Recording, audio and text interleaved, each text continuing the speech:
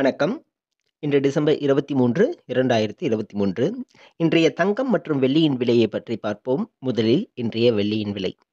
நேற்று ரூ. 81க்கு விற்கப்பட்ட 1 கிராம் வெள்ளி இன்று கிராமிற்கு 50 பைசாவும், 10 கிராமிற்கு ரூ. 5 குறைந்து இன்று 1 கிராம் ரூ. 80.50 10 கிராம் வெள்ளி ரூ. 805 விற்கப்படுகிறது.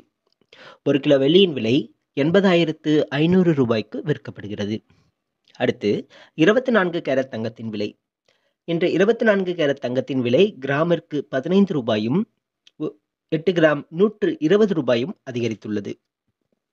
அதன்படி இன்று 1 கிராம் ரூ.